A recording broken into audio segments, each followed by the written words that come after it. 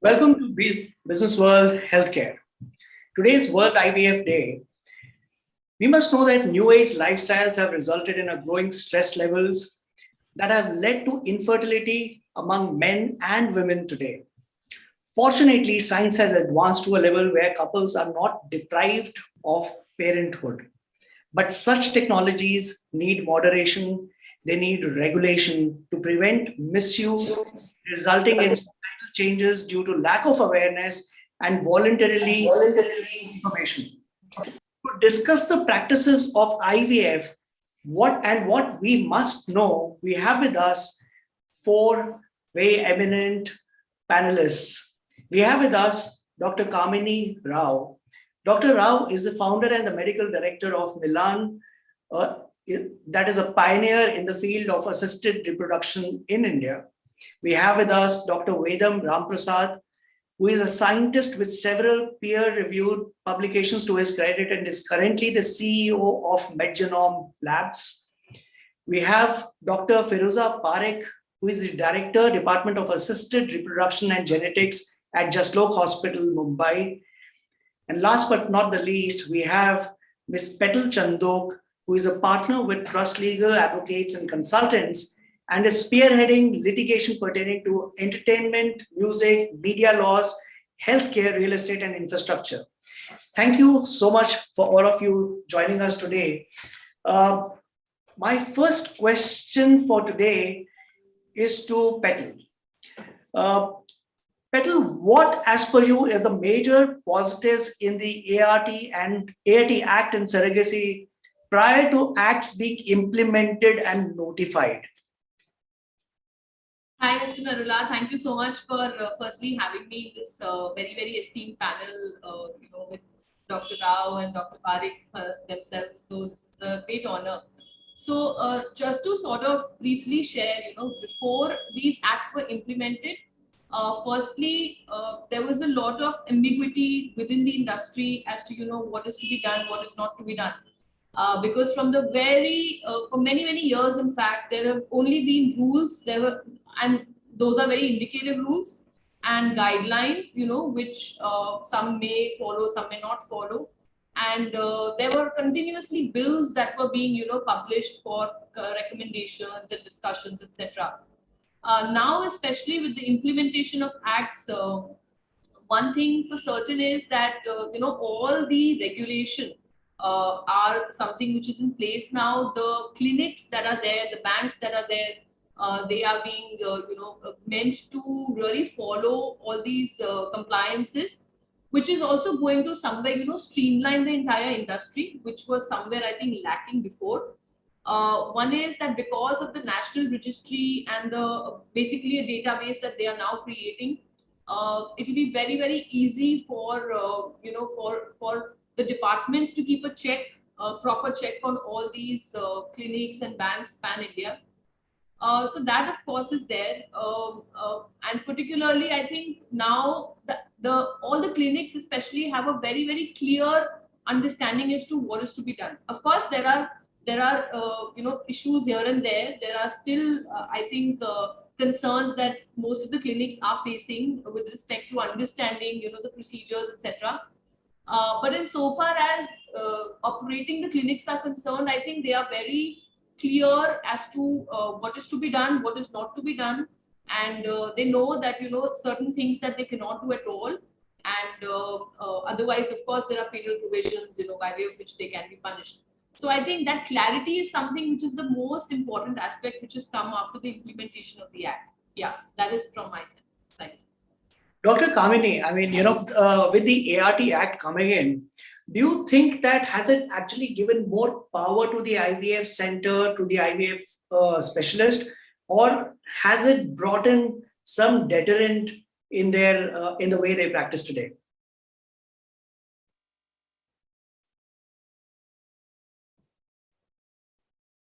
Ma'am, you are mute, so you'll have to unmute yourself.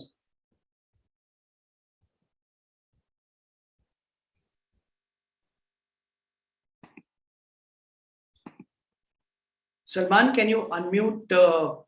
Yeah. Yeah, she's. Can you hear me? Yes, ma'am. Yeah. First and foremost, let me thank Businessworld for giving us an opportunity to be able to voice our opinions. Both Firoz and myself are very thankful to you for this opportunity. But first, I would like to say thank you for this opportunity, because we can give the opinion from the other side. From the media side, obviously, legal side is okay, ethical side is okay. But from the medical perspective, maybe it is restrictive. But I would like to say that some form of regulation and some form of legislation may be required, but I wish that they had taken the medical fraternity, like in the West, they would have taken the medical fraternity into confidence before they had done this bill in a hurry, even though this bill had taken almost 20 years to form, and I have been with this bill for almost 20 years. This bill had started almost in 2020 with Dr. T.C. Anand Kumar as well as PM Bhargava, to whom I should pay my respects, because they wanted to see the light of day for this bill. And today we see that the bill that has come out is totally in a different avatar. Having said this, but some bill is important and some act is important to see the regulation of some black sheep in the family, and therefore it is not without a kind of restriction or regulation that we need to be regulated. However, it is restrictive, and of course, I would like to say that they have taken over the medical practice to an extent. And I think I wish that they had taken the medical practitioners and the embryologists into confidence, and not only the politicians, before making the bill. Dr. Ram, I mean, there are reasons why, the bill is restrictive, and, there are, like ma'am just said, that, there are black sheep in the industry, because of which the genuine people are finding it to be, restrictive in how they practice. Now, in your opinion, you represent the genomics industry, and genomics is a great way to find out information which is, useful, but it also has ability to bring in information which is considered not so good in the country. Is the fertility treatment test being misused in India in order to select the male embryos? And have you heard of these cases relating to this? To be frank, anyway, before that, thanks for being the Businessworld, and it's pleasure talking in amidst Dr. Kamini, Dr. Fiza Parekh, Petal, everyone.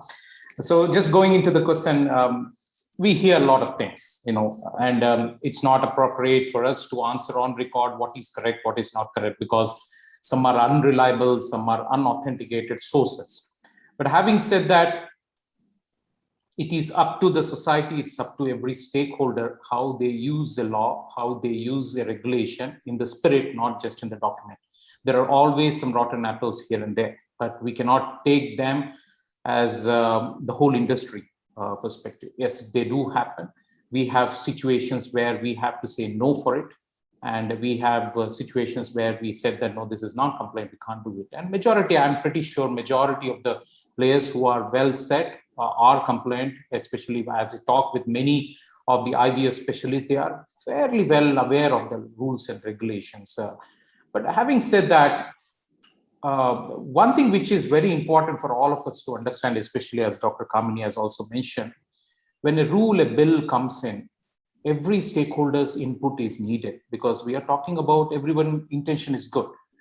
So it becomes like either a free for all or ban for all kind of a situation most of the times. If you see the first PCPND Act, when it was given, in fact, I will give you one funny situation, 2014-15, when we started our first sequencing lab, when we applied for PCPNDT, the PCPNDT officials came and were searching for an ultrasound machine. So we said that, no, we are not an ultrasound clinic, we are genomics, and genomics has the power of getting this information of anything. So that's why we applied for PCPNDT. So the two things here, one, it shouldn't be too restrictive.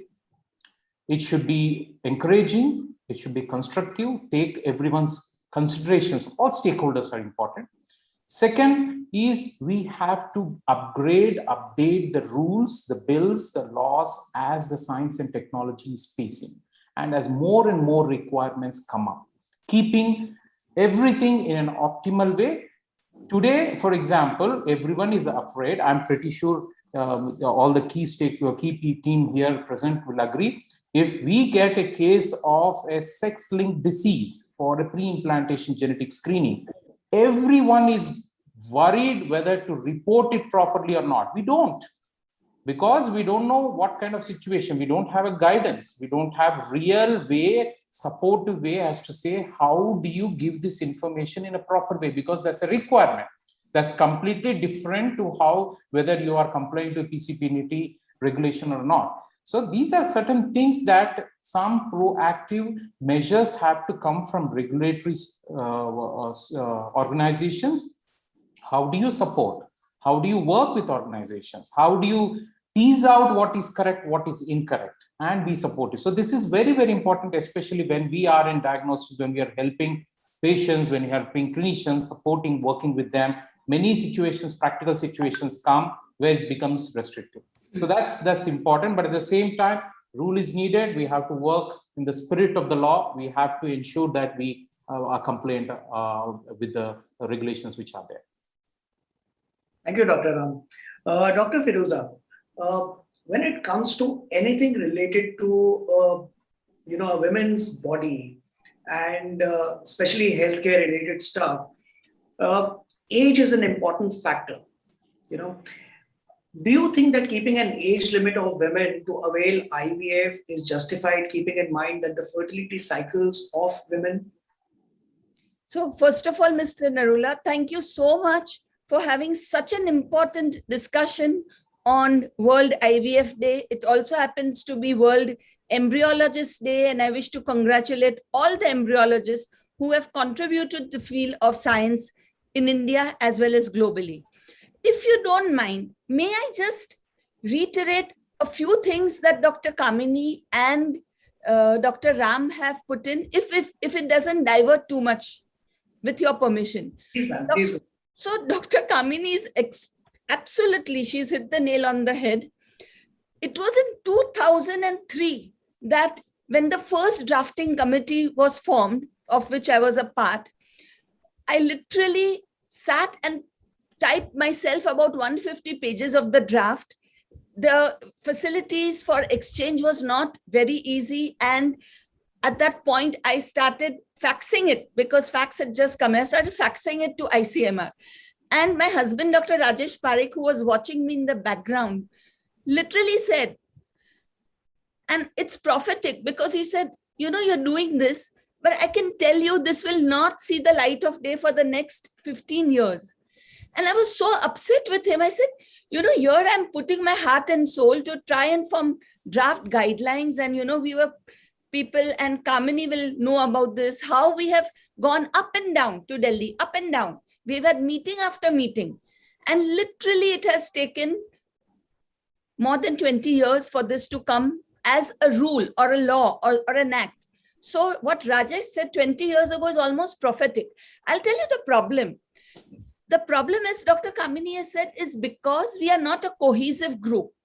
It is either the politicians who are handling it, or there are scientists who perhaps are not well versed with clinical IVF. They may be very good in the lab, but they do not know about the clinical part of IVF. So first of all, we need a cohesive group, not just politicians, not just people sitting in Delhi to take decisions about a woman's body, a man's right to procreate. So this is my little 2 bits of information that I want to share with you all. As for Dr. Ram, and he knows this very well, when somebody will ask for whether it's a boy or a girl, many softwares, as Mr. Ram will vouch, have prohibited the use of telling what is the sex of the embryo or the sex of the fluid that is being come. So there are practices in place. My unit at Jaslok has never been scared to report a sex-linked disorder. We know that a sex-linked disorder can be related to a female, But if somebody has a child with Duchenne's muscular dystrophy in the family, I will go all out to see that that family has been done a service to, and I will not hesitate to reveal, because everybody knows that if it is a sex-linked disorder, it is the female who is not going to be affected. So I would be very, very firm in my reporting. I would not hesitate to report it to the PCPNDT. Now, coming to your question about age, we all know that today's woman who is 40 is actually a young 30, and today's woman who is 50 is actually a young 40. With so many advances that are there in medicine, there are couples who know how to look fit and how to look after themselves. Of course, I certainly agree that what energy a 20-year-old will have to look after a child, go to school, go to parent-teachers meeting, look after, share all the joys with the child, may not be there at the age of 50. As doctors, we have to be non-judgmental. I cannot put my view on a person who wants to have a child at the age of 50. I would respect her opinion. At the same time, I would do things within the law. Within the law, it is now the late 40s where it's a cutoff for the woman, and 55 as a cutoff for the men. Other than, being able to look at the child, there are other things which are included. And these mean that we know, in fact, there's a very large paper and a study that has just yesterday come out, which shows that as the age of the man increases, there are more difficulties with the child. We know that autism becomes more common. So for the safety of the child, yes, a cutoff is necessary.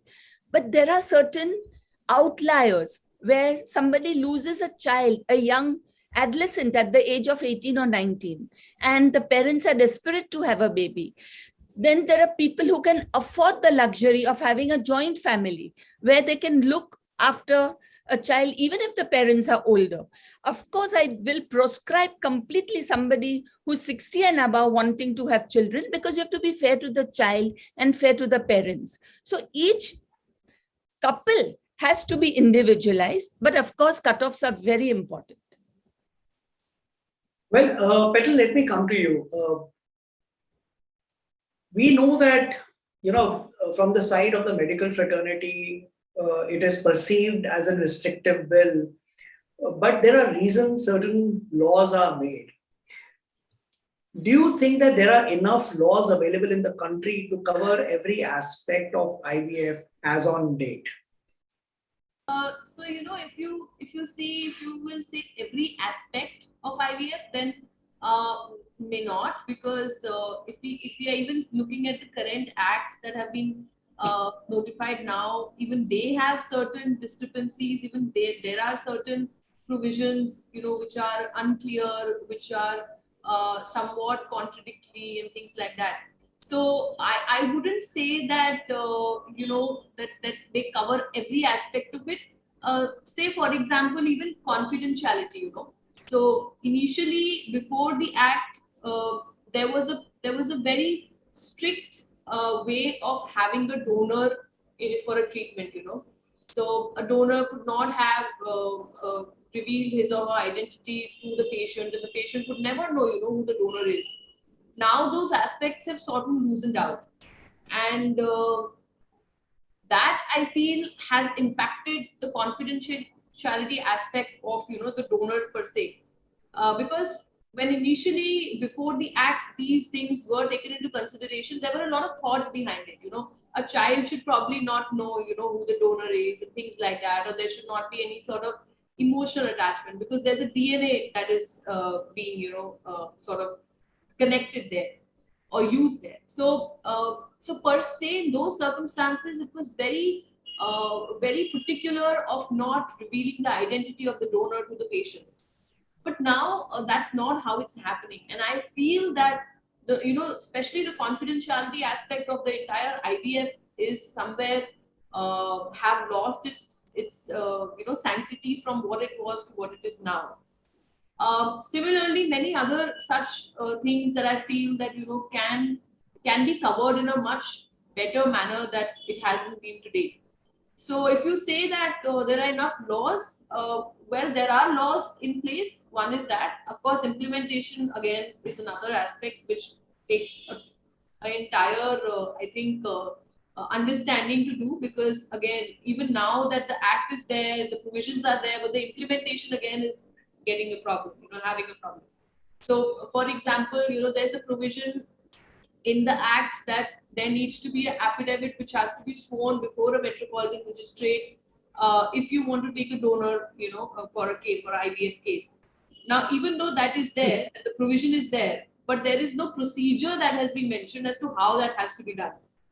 So, many clinics, in many of the cities, in fact, pan India, are having this problem as to how to get this metropolitan magistrates, permission to get the affidavits sworn, etc., so on and so forth. So these are the things that I'll say haven't been covered as yet. Like I said, there will be amendments. I think there will be teething issues also that everyone will face. And I think going forward, probably, hopefully, these things will get covered. Yeah. Dr. Kamini, we have, as a nation, when it comes to healthcare, we have come a long way. And not only are we respected for our healthcare practices as well as our healthcare delivery, we have become a hub for IVF today, where we have other nations coming to India for these treatments. Now, what are the latest developments that have made India a favorable hub for IVF? I think India does not lag behind any other country in the world as far as innovation is concerned. Perhaps research and other developments we may lag behind. Perhaps for that, I think there are reasons. I would put that as a second bucket. But in terms of success rates, in terms of quality, in terms of getting results, in terms of the kind of equipments that are used, I think Indians are well known to be able to be up and about in terms of getting the treatments up to the mark, because since the competition is so high, it's not just about setting up a clinic, because many of the corporate sectors are able to sort of scale up. Now, whether it is a kidney or a heart, or whether it is, blue ribbons and maybe pink ribbons and setting up maternity units, the corporates are extremely good at. But has the corporates been really good at IVF? The answer is no, because it's not a low-hanging fruit. Because people come for the technology and people come for the Intel processor, which is with the consultants. So as far as IVF is concerned, it's always consultant-based, and it is not because of the infrastructure. So having consultants, which is really the kind of the processor in any computer, there are very good consultants who have very good success rates, and therefore, I'm talking of those consultants. I'm not talking about the black sheep. So we're not talking about third-party reproductions. We're talking about self-eggs and self-sperms. And I think if you look at their results, I'm sure those results are comparable to any other place in the world. And if you're saying that in terms of innovations, we do not lag behind. And if you look at many of the centers, where of course I can name a few, and of course Firoza is there on the screen here, and she'll bear me out, that we have been some of the pioneers sitting over here who have been doing it all the time, looking more at innovation rather than finances. We're not looking at EBITDA, we're not looking at how we're going to make money out of it. We're not looking at how we're going to take every machine that we buy, and even before we buy, we're not looking at how we're going to get the returns on investment. So when that is not our goal, then we sort of look at how ethical our practice can be. And when that is the goal, we find that our results can be really, audited in a way that we can say that, yes, this machine has really helped us. If I were to give you an example of an embryoscope, for example, a time-lapse machine. Now, everyone said that was the best thing that had happened since sliced bread. But most of the time, how did we look at it? It was a morphokinetic machine, which was actually telling us stage by stage, how did that embryo develop? It was like a marathon. Rather than looking at the finishing line, we were looking at stage by stage, at every lap, how did that embryo perform? Instead of going and doing a PGD or a PGS and saying that this embryo is good or bad, it could also be on selecting the best embryo, because we actually saw the stages of the embryo without having to be invasive. Yes, that was good. Or a metabolomics and looking at that as well. So what happens is innovation has helped us to see the quality of the embryo. Like ERA, for example, we were also able to see whether the expression of the integrins was right, and we were able to see whether the endometrium was receptive or not. So these sort of things helped us to identify whether we were putting the embryo at the right time for implantation, or we were selecting the right embryo, however good it may be, is a very good embryo, the best embryo for implantation. We needed to have some more critical parameters to say, yes, a good embryo is good for implantation. We needed some parameters.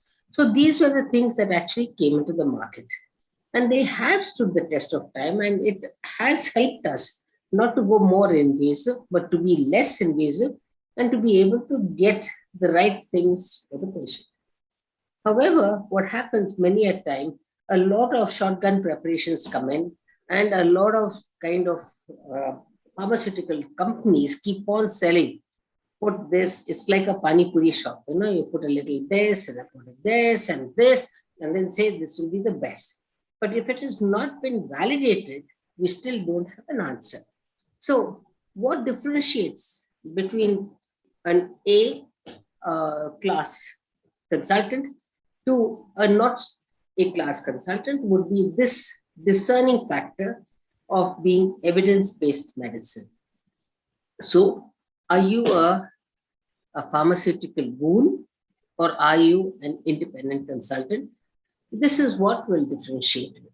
So it is important for us that if you've got that skill, you don't need any marketing. You don't need any aggregators, like a whole lot of aggregators that you have in the market to increase your practice. You don't need cut practices. You only need your work to speak for yourself, and people will come. And this is what I have practiced, and I'm sure Firoza will bear me out that this is what we need today. And once you are established, you don't have to get any of these people, and you can move forward. What corporates don't have is that corporates need to get the money jingling into the pocket. They need the EBITDA, and they need to say, if I spend so much on you, how much will you return? So unnecessary tests and unnecessary things, which, many times the clinicians will not be able to explain to the patients when everything comes normal as to why did you do the tests. And that's when the distrust or mistrust between the clinician and the patient comes in. So I would say that while innovation is good, you have to be very careful as to what you're going to do and how is it going to be helpful in your diagnosis, and how is it going to improve your clinical pregnancy rate. And that, I think, is the most important thing. And we do not lag behind our Western or Eastern counterparts, but infertility cannot be mass produced. Infertility treatment cannot be corporatized. And this, I'm sure that the corporates have actually told you they burn their fingers enough. And if they don't know, they will burn their fingers even more. Thank you. Dr. Firoza, since we were talking of what is the right thing to do, let me ask you, what are the different types of do's and don'ts that usually are recommended to people who plan for IVF. And this is not just from the medical side. What I'm really interested to know is the kind of information that they need to know before they actually choose to jump into the treatment and the procedure. I think it's a very, very pertinent question. And I will break it up a little bit to make it more explicit.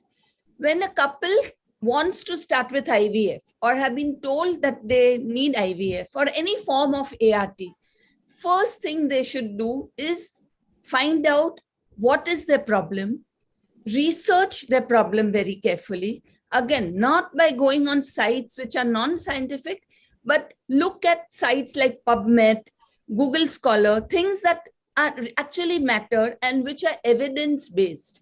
That is the first thing. When they meet a doctor, they should not only look at an ad where it says that any doctor who says, come to me because my rates are 70%, I have a 70% pregnancy rate. The couple should completely avoid such a doctor because we all know that IVF does not give 70% pregnancy rates. The third thing a couple needs to do is to be proactive, to understand what their problem is, but be very realistic. If there is somebody who tells them, sure, come on, we'll start right away. And there are people who will start a cycle without investigating, without looking at the vitamin D levels of the couple, without looking at the thyroid, without looking at the prolactin, not bothering about folic acid supplementation. It's not that everybody does that, but there may be a few who are in a hurry to start IVF for a couple. It is the couple's prerogative to make sure they're in good health before they start. It's very important for a couple to have support. So I would urge all couples, take support from your family, from your friends, from your extended family. Don't shy away from telling people you're doing IVF. Don't shy away. In fact, the more open you are, the less stressed you will be. Be compassionate to yourself. Be compassionate to others, but be compassionate first to yourself. Do not have low self-esteem. If an IVF cycle doesn't work and you have to still do another, don't say that you have failed. You have not failed. The treatment has failed for you. So these are certain things that a couple must keep in mind. And whenever a couple moves from one clinic to another, I would strongly urge them to ask for a proper summary. Many times they are told, very good embryos transferred grade A. Grade A today means nothing. We need pictures. We need documentation. We need classification to be able to help the couple better. Once a couple starts the cycle, then there are different forms of advice. Ask your doctor as many questions as required. Don't get stressed if you have to wait at a doctor's clinic for 2 hours. It happens. We doctors do not have control of time. In fact, I don't wear a watch ever in my life because the moment I look at my watch, I'm not giving my best to the couple. So there are no clocks, no watches in my consulting room. Other thing is, do not Google. Do not sit next to a couple who has their own sob story to tell you that they've done 2 cycles, 3 cycles, it has not worked. No, your problems are different from the next patient, so do not compare. Then certain tips, medical tips. Once you come to the clinic, you take your injections, you know what is to be done for the next day. Do not ruminate, do not think about the next day. Because many times, there's a vicious cycle. Okay, today my estrogen is low, so maybe I won't get 5 eggs, maybe it will be 2. Leave those decisions you have made. You have taken the decision to be with the doctor. Let the doctor make all the right decisions. Treat the doctor as your friend, just as a doctor would like to treat you as a friend and somebody that they are going to help. And after doing an embryo transfer, please do not take bed rest. Many people will tell you, lie down flat, 14 days, don't move. A lot of studies have been done that have very clearly shown that there's no added value to taking bed rest when you have done IVF. People will say, don't eat this, don't eat that. What I tell my patients on the day they do the IVF, please go and watch a nice funny movie. Please go and eat outside. Please walk. Please don't do heavy exercises, but please be yourself. Can I do kitchen work? Yes, you can do kitchen work. Can I lift up a bucket of water? Yes, you can lift up a bucket of water. So we must reiterate all the positive things for a patient. The thing should be yes, yes, and yes, and not no and impossible. Those words should not creep into a doctor's dictionary, but at the same time, one should be very realistic when one tells a couple what is their chance of conceiving. Before I come to Dr. Vedam, I have one more question I want to ask you, and I want to keep it very short. Dr. Firoza, what is the number one cause for infertility? The number one cause in females in our country is any pelvic factor.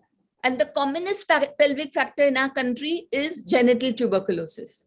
It is a wild beast, not recognized by many, but remember, 1 in 6 Indians face tuberculosis. All may not be infected, they may have latent TB. So that is the number one cause in our country. For the man, the number one cause today is the lifestyle, diabetes, obesity. We have seen the decline in sperm parameters when couples have these lifestyle changes or lifestyle disorders. So when you have these lifestyle disorders, would ruling them out or working on them, for example, working on the mental health or trying to create a stress-free environment, be the first choice of treatment before you go in for a medical procedure? Yes, very important. Mr. Arula, in our program, before the doctor even sees the couple, we have 2 counselors who will first interview the couple. And it's very important for all us clinicians to have experience in personal counseling. I myself have done courses in personal counseling because the couple will open up to not the doctor always, but to somebody who is younger, who doesn't seem like a threat. They may share more information with the counselor than with us. I'll give you a simple example. When a couple, and Dr. Kamini will bear me out on this, when a couple comes on the form, we ask them, what is the frequency of sex in a week or in a month? And people feel ashamed to say that, they're not having sex or they're only having sex on the fertile days. So they'll say 3 times a week. The same question, if asked by the counselor after the couple is comfortable, it will be a very, very different answer. They'll say, maybe just, at the time of fertility, when I'm peaking on the days of fertility.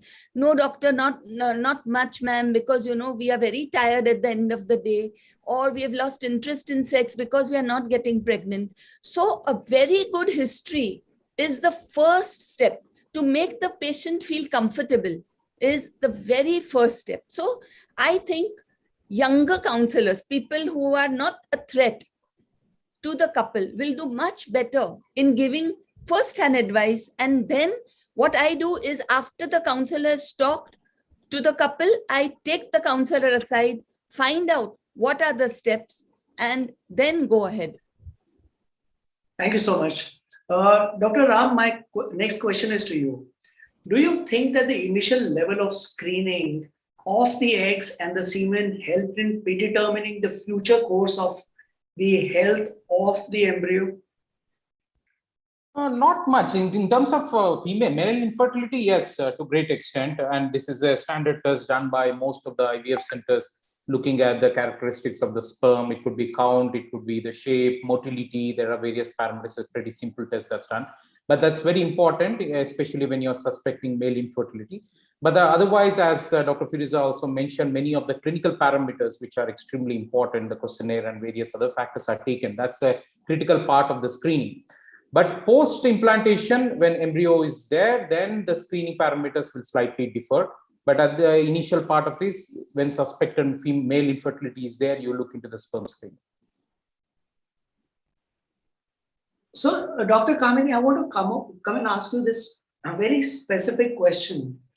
In our country, infertility has been considered as a taboo, at least in the past. I mean, both in terms of women as well as men. Now, how do you counsel such people who come to you for a consultation? And also, forget about who come in. I mean, there are so many people who will not come in because they don't want to let anyone know until it becomes a burning issue within the family as to why you're not having a child.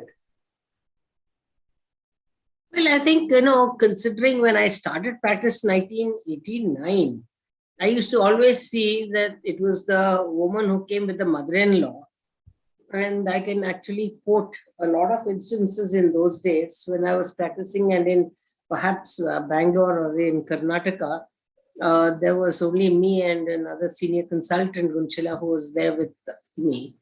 And so most of the cases used to come to me, and it was always the woman who was brought, and with the mother-in-law or perhaps the mother, or the lady was brought with her mother because she was thrown out of the house. And she was told that unless she gets pregnant, otherwise the man would marry the second time. And invariably, she was the one who would have had DNC 3-4 times, and then she would have had her tubes tested many times. But in all cases, I wouldn't say, maybe 50% of the cases, the tubes would have been normal. And I don't know for what reason her DNC was done. So in such situations, when I used to ask the mother-in-law as to why the son had not come, the typical answer was that he is able to satisfy her twice a day, and that there's nothing wrong because his performance was good. And therefore, it was always that if the performance was okay, if he was potent, that means he was not infertile. So potency was never actually, sort of compared with to say that he could have infertility. So as a result of which, I did come across a couple that where the husband had married 3 times, a woman who had already reached menopause, the second woman was in her 30s, and the last one that he had married was in the age group of 18. And then when the third wife came, 18-year-old, she came, and then the husband also had come, who had actually reached the age of 58. And they both sat in front of me. And this is way back when I had started my practice at about 91. And he said that, Madam, I'm married 3 times, but 3 times the third wife is also not conceiving. And his father walked in and he said he can satisfy all the 3 wives. So doctor, don't worry, he's not leaving any of them. So he's trying to reassure me that nothing is going to happen. So what happened finally was, he said, what can I do? The clever wife wanted a private interview with me, and she said, can they all go out? So she told me, I have a boyfriend, and she was in the farming community. She said, I can get pregnant, or he can also come, the boyfriend, because I don't think I have any chance of getting pregnant with this man, because my co-sisters who are there have not got pregnant, and I'll be the third one to get sacrificed. So can you advise that I can get pregnant with this person, I can still survive? So this unpad girl who had only done 3rd standard was able to understand what the man nor his father understood. When you found, lo and behold, his semen had not been tested even after 3 marriages. This was the state in those days in 90s. But now today, when you see the state, the whole thing has changed because of media, because of electronic as well as the press media. People are now coming as a couple. What happened to that case was that the sperms, there was of course obviously azoospermia, and then the husband came in and he begged me, fell at my feet, and he said, don't tell them, because then they'll think that I'm not a mard, that is, I'm not a male. So just put donor sperms in the 2 of them, but the other one had reached menopause. So I will look after all of them. So I said, no, I will tell them, but then you go ahead, because there was no question of hiding. So what happened? The 2 of them got pregnant. The 3rd one was also there. So she excused him. And finally, he had, 3 children out of the 2 wives. And what really happened at the end of it, they still excuse, this is the fate of the women, what do you do? So today we don't have that. When people come to the clinic today, they have to come as a couple. Even if they don't come on the first day, by approximately the second visit, the husband has to come. And with the ART law, you have so much of identification, things like Aadhaar card and fingerprint and this and that, they can't escape. So both of them have to be there. I think the ART law and act has made it very easy for us now that you must have all these things put together. So in a way, I feel that there has been a kind of a paradigm shift in the way people look at infertility. It's not a kind of a disease that is untouchable, but it's a disease like any other disease, and that is going to be cured. So infertility by choice rather than chance is what I see for the new millennium. Thank you, ma'am. Dr. Vedam, my next question is to you. Technology today can achieve a lot in terms of information about the quality of eggs, embryo, etc. Is there a need for a stricter rules for prenatal testing, specifically in the case of IVF? No, as reiterated earlier, also we have enough stricter rules. We have a good number of rules in good spirit, but two things: how we use them. Number one is matters a lot, both in terms of how regulatory agencies are using them, how the hospitals or the clinicians or the labs use them is going to be very important. Second, very important, as earlier also discussed, as to how we upgrade and update based on the requirements of every stakeholder in the society is very important. We can't have retrograde rules continuing like that. So that upgrade and updation is important. But otherwise, on the stringency, I don't think, in fact, some of them are, as we discussed, are very restrictive and stringent. So that question doesn't arise much. What are some of the areas you feel that that is important to have a rule of exception? Is there your view on this? Yeah, so if you take IVF in special, I'm sure Dr. Kamini will accept what I'm saying. When it comes to sex-linked disorders, there are certain genetic diseases which affect the males, especially male embryos, male fetuses, male embryos or fetuses, or females in some of them. So we need to have a very positive and proactive provisions to empower all the law-abiding either labs or the hospitals or IVF centers as to how that can be used to help the patients. For example, hemophilia you take. Hemophilia, many forms of hemophilia are X-linked. So females become only carriers. They don't get affected. Males are affected in this one. So I know there is a sentence in the whole of PCP and DT, but it's still a gray area. You can take it at your convenience. However you want to, you can interpret in your way you want. Regulatory agencies interpret in they want. There are a lot of hearsay goes on. Oh, they have used this one in this way like that. So that is where is a very tricky area. Experts, clinicians like Dr. Firuza, Dr. Kamini can tease this out much simpler. But for us, especially when we are a large genomic testing lab and we are not a clinical practitioners, it becomes very tricky for us. So those are the, at least for us, very tricky areas as to when to do that. But otherwise, many of things are pretty clear. Let me come to you. Now, do you think that the ART Act brings in diversified approach when it comes to options of parenthood? Because the Act is completely silent, to the best of my knowledge, about the LGBTQ community as well as single men, going in for having babies. So I mean, when it comes, so what is your view on this?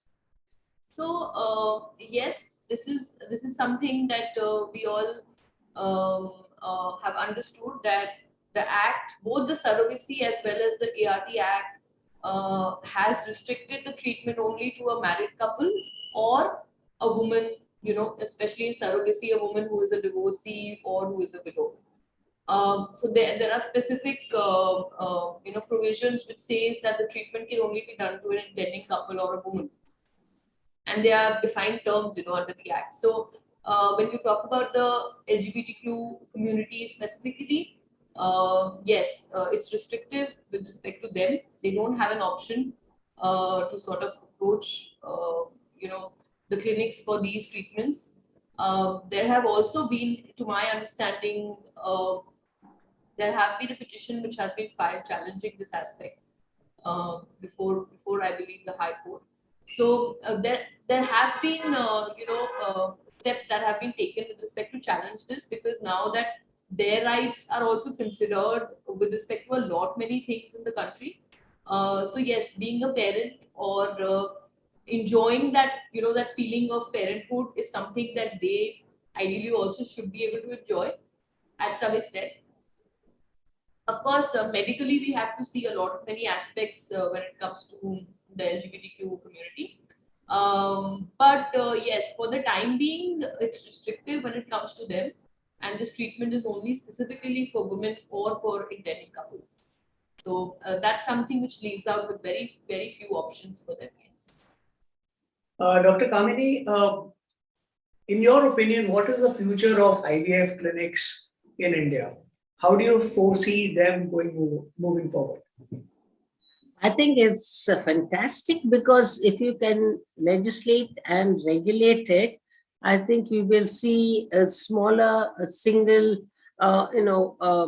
centers getting sort of taken over by a kind of a corporate culture, where you can have a much more regulated centers which can actually do better work. Maybe also you will get foreign investments into these centers, and you will also see a lot more fairness in management of these cases. Third-party reproduction also will be regulated. So I think in a way it would sort of be a little bit, or it would be more fair. And all in all, I think it was an unorganized market before, and we would have scraped it would have been only 2 or 3% of what really is needed, and perhaps it would go to the tier 2 and tier 3 cities. And if the IVF market was actually charging for an IVF, perhaps say 2 lakhs per IVF, it perhaps would go down to say maybe 50,000 per IVF. The IVF drugs will be produced in India, and I think there also it will be brought down. IVF will come into the insurance sector, so that will also come into our Arogya Bhagya scheme, as well as also the national insurance schemes, and that will be covered. So all in all, I think it will get into the government sectors. It will also get into the private sectors, plus it will be regulated. I think to the government as well as to the private sectors, regulation is in a way restrictive, but it will also be available to a large number of people. And I think it will become mainstream, almost like an appendix or anything else. So I feel that it is good for the country. It will not be the purview of the elitist, and it will be available to everybody. Amazing. Dr. Kamini, I have one more question for you. Yeah. Is there efficiency being built in ensuring that only the best egg is transferred instead of multiple eggs, so that we can reduce the challenges that mothers face because of having twins, triplets, etc.? I think so, because if you are having, the quality of culture fluids that are coming up, as well as blastulation, if you look at the number of stimulations, because the guidelines as well as the act also suggest that you can't produce more than 7, which basically has been modified to say that the safety of the woman is important.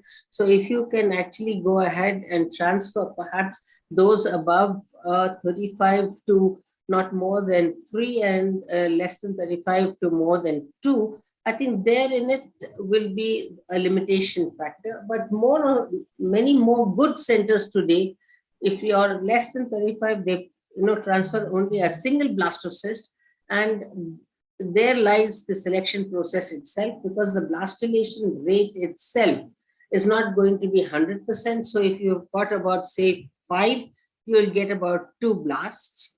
So which means if you transfer 1 blast, the chance of a singleton pregnancy is going to be high. So if you've got, say, a person who's above 35, you may put in 2 blasts. That itself is going to limit your multiple pregnancies. So in a way, that's going to limit it. Apart from that, of course, the chances of abnormal embryos, the chances of premature abortions, as well as premature deliveries are also going to come down, increasing your the chances of term deliveries and decreasing the chances of neonatal admissions. I think all in all, it's going to be really good. But with the law coming in, I think with the limitation of the embryos being put in, I think it's going to be a good for all kind of program. And I'm sure we are going to see it's only that flux that is going to be there till this implementation sort of settles. Dr. Vedam, I'm going ahead with the same question to you. So my question is in 2 parts. Now, Yeah. with more advancements of technology and better testing facilities that we have, Dr. Vedam, will we be able to detect significant disabilities and disorders that are currently prevalent in India in terms of predicting the disabilities before the child is born? And also, what I asked Dr. Kamini about, instead of putting multiple eggs, multiple embryos, is genomics helping us identifying that, okay, this is the best egg that needs to be transferred? Yeah, thanks. So the first question, 5 years back, we used to do about 8 to 10 cases a day for rare disease. Today, we do about 1,500 a day. So we're still scratching the surface. The rare disease burden in the country is very large. There are significant barriers in terms of cost, in terms of awareness, in terms of where the patients have to reach out. So we will see in the next few years more and more patients, more and more facilities, more and more clinics working towards them. And you will see a lot of patients asking for help in terms of diagnosis. This is not IVF, but before that. We have significant burden of recessive diseases. There are large regions in the country which practice significant amount of consanguinity, where the burden is relatively higher, and for whom preconceptional screening tests, simple carrier screenings targeted for certain diseases, for certain families or certain communities is going to be really helpful to identify individuals where the burden is higher. So in that way, yes, we will see lot number of patients who come into this particular segment. Now, talking about the screening of embryos, while there are significant amount of clinical workup, clinical details that needs to be considered for outcomes, it's not just about certain genomic tests that you do. The genetic tests are becoming very important. They give a lot of information. It could be just a pre-implantation genetic testing for aneuploidies. Aneuploidies are one of the most important factor for either not having successful pregnancies, and at the same time there are families, as I mentioned, with Mendelian monogenic diseases, where you do pre-implantation genetic testing for identifying embryos which do not have specific mutations. And apart from screening, we do carrier screening, and also certain tests which will tell you which is the right time to implant. For example, endometrial receptivity assays, which are coming up, which are more on the research side, but still they give a value.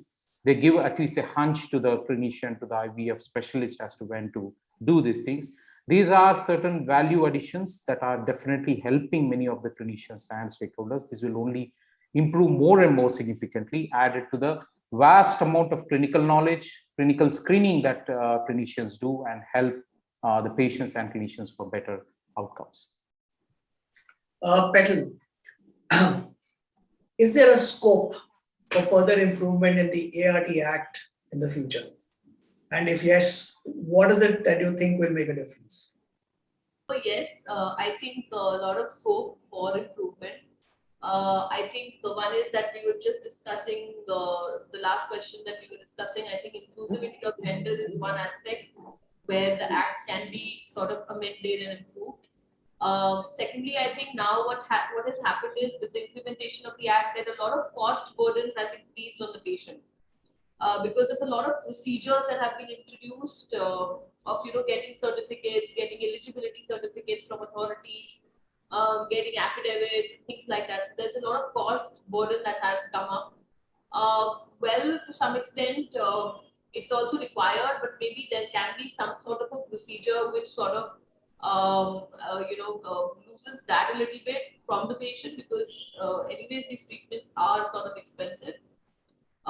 Thirdly, yes, like I said, very cumbersome requirements and compliances are there, even though now, like I said, things have gotten very clear, but at the same time, a lot of procedures and no clarity, not much clarity towards it, like how to go about those procedures. But like how Kamini ma'am had said that, the implementation aspect, that still has to come, in the rules, which even though have been notified, but they don't spell it out very clearly.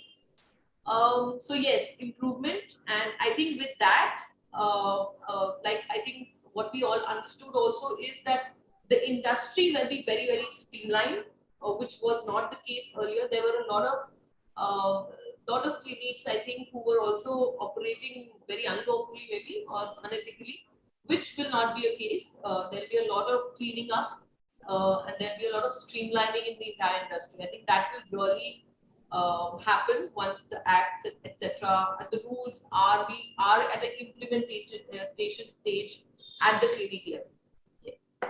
Is there a message that you want to give on a World IVF Day? So one is, I think, taboo. It should not be considered as a taboo. Even like what we were also discussing, that patients don't want to come out very openly about their treatment, their IVF treatment. So yes, that is my message. I think we should normalize IVF. I think we are already on that path, and I hope that it gets very normalized very soon. Dr. Ram, is there a message that you would like to give? Yeah, from my side, there's a lot of knowledge out there. There's a lot of advancements in technology. We all need to use it responsibly. Dr. Kamini, what is your message to the world on the World IVF Day? The message to the world is that IVF babies are as normal as any other babies. IVF mothers are as normal as any other normal mothers. And I would like to say that IVF treatment must be included in the insurance, and IVF people who cannot conceive must be given the right to reproduce by the government, because the right to reproduce is a fundamental right. Insurance must actually include that in the insurance scheme. And of course, the IVF Act must take away the punishment from the act itself, because anyway we have the medical council that will look at all the penal punishments. We don't have to be punished 3 times over for something that is actually being punished anyway by the medical council, because engineers are also punished if the bridge breaks or if something happens. But at the same time, nobody says you go to prison and you sit in prison for something, because I think as a doctor, nobody wants any patient to die, or nobody wants any patient to fail. But the first thing that the principles of natural justice says, that you're innocent till proved otherwise. But according to the ART Act, they say you are guilty till proved otherwise. So what kind of justice are we looking at? So if the government is listening, I would like them to answer this question. Thank you very much, Narula, for giving me this opportunity. Thank you. So my take from this conversation today, I mean, it's been a very interesting conversation, and I did not want it to be a mundane, typical IVF conversation. We wanted to relate it to what is important for the industry to be able to bring the best out of every clinician.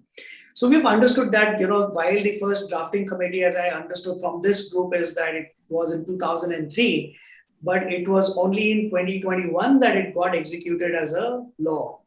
And what I also understand is that the medical fraternity feels that they have not been inclusive it has in fact which resulted into a restrictive kind of an act, and this could have been avoided if it was a cohesive group that was responsible for executing the bill.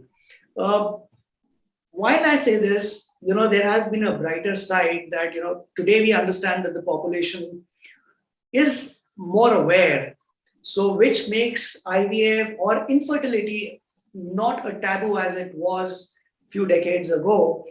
But what we need to do as a population is to support people who go in for IVF, to stand by their side, friends and family to be compassionate, as like Dr. Firuza also said, that you need to be compassionate towards yourself as well.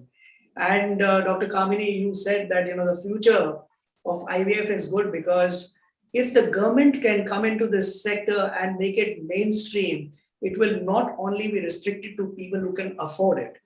With this, I would like to thank each one of you for taking our time for this conversation today on this very special day of the World IVF Day.